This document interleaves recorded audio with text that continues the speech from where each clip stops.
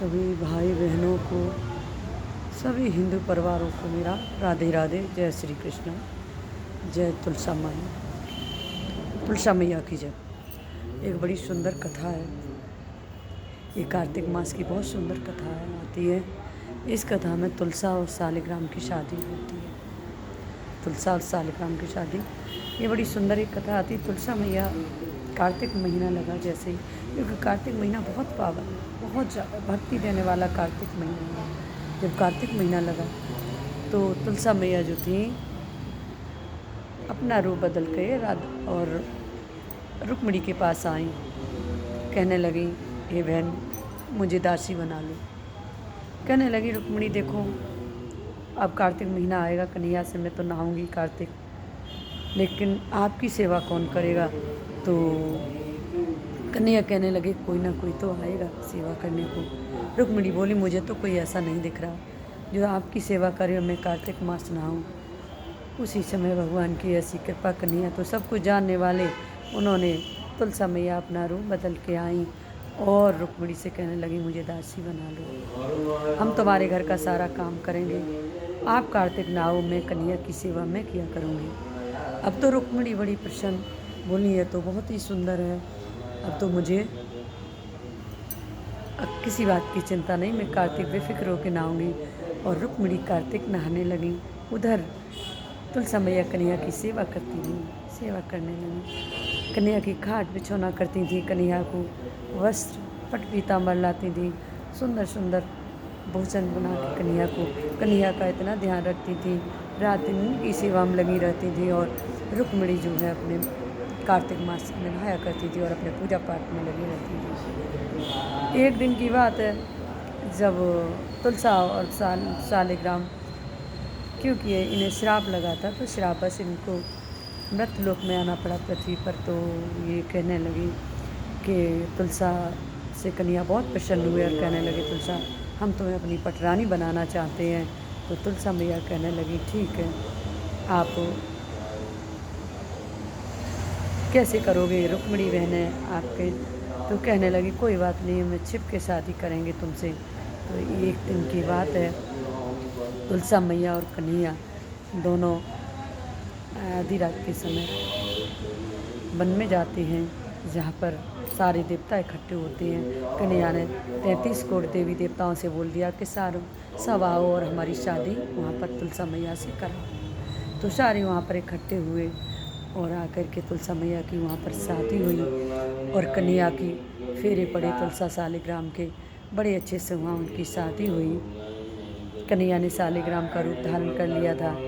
जब शादी करके फिर अपने घर आए, कन्हैया तो घर आ गई और तुलसा मैया जो थी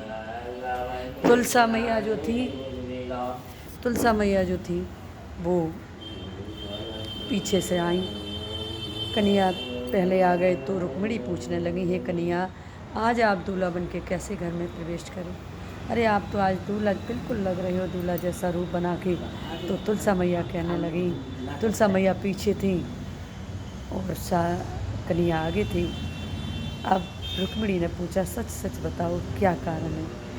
तब कन्हैया हंस के कहने लगे, रुक्मिणी कोई नहीं है, अरे यही हम तो बहन के यहाँ गए थे, वहाँ उन्होंने टीका लगा दिया और माली मिल गया, उसने सेहरा बना के मुझे मेरे सिर पर रख दिया, मुझे सजा दिया फूलों से। रुक्मिणी कहती है, नहीं कन्हैया ये बात नहीं है, हाथ में मेहंदी लगी है, कंगन है। तो कहने लगा, ये तो सखियाँ मिल गई, उन्होंने मेहंदी लगा दी। और रुक्मिणी कहने लगी, कन्हैया हल्दी भी लगी आपके। तो कहने लगी, हल्दी से क्या है। कन्हैया जैसे बोलते, रुक्मिणी जैसे बोलते, कन्हैया वैसे ही उत्तर दे देते। आखिरी में जब पूरी रात यूँ ही बीत गई दोनों को, तब कन्हैया कहने लगी, रुक्मिणी तुम क्यों वहम करती हो, कोई भी तो नहीं है। तब कहने लगी कन्हैया कि हे रुक्मिणी, मैं क्या बताऊँ तुम्हें। रुक्मिणी कहने लगी, तुम कन्हैया मेरे साथ कोई छल कर रहे हो, कोई तो बात है। तब रुक्मिणी ने कहा, कन्हैया सच सच बता दो। तब तक एक धोबी का बेटा आया, वो वहाँ पर था, उसने सारा हाल बता दिया। कहने लगे, हे रुक्मिणी, ये कन्हैया झूठ बोल रहे हैं, इन्होंने शादी की है तुलसा मैया से, और इन्होंने सारी रात जंगल में ही बिता दी है। कन्हैया कहने लगे, नहीं नहीं रुक्मिणी, जंगल में गाय भी आ गई थी, मैं उसी में लगा रहा सारी रात, इसलिए पूरी रात वहीं पर बीत गई। लेकिन रुक्मिणी समझ गई। जब धोबी ने सारी बात बताई तो कन्हैया कहने लगे, रुक्मिणी अब मैं क्या करूं।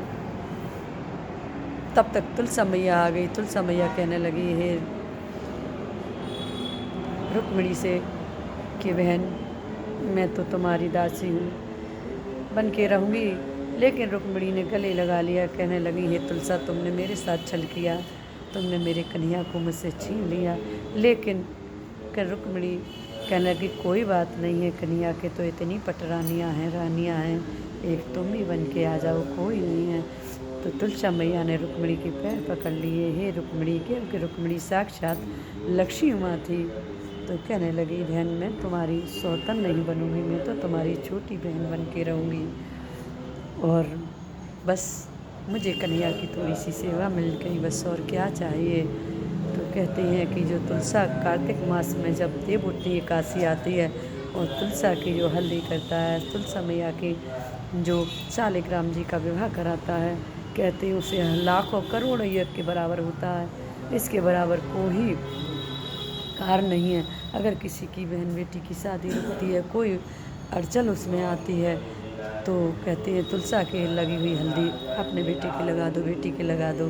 तो दूसरी साल जब आती है, जब मैया उसकी झोली भर देती हैं, तो तुलसा मैया का जो विवाह कन्यादान करता है, उसका तो वेदों में भी ब्रह्मा जी कहते हैं मैं भी नहीं लिख पाया हूँ, इतना उसका फल प्राप्त होता है।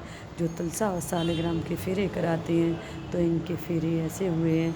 और जो 23 तारीख एकादशी आएगी, देवउठनी एकादशी, उसको तुलसा और शालिग्राम की शादी परंपरा चली आ रही है, तभी से हम कराते हैं और उसका पुण्य लेते हैं। क्योंकि संसार में क्या जाएगा, केवल यही जो करेंगे वो ही मिलेगा, और कुछ नहीं जाएगा हमारे साथ। केवल मैया की और शालिग्राम की जो कथा कहता है या सुनता है, उसे मैया सब कुछ देती है, धन देती है, पुत्र देती है, संतान देती है, हर इच्छा पूरी करती है, अंत में मोक्ष प्राप्त होती है।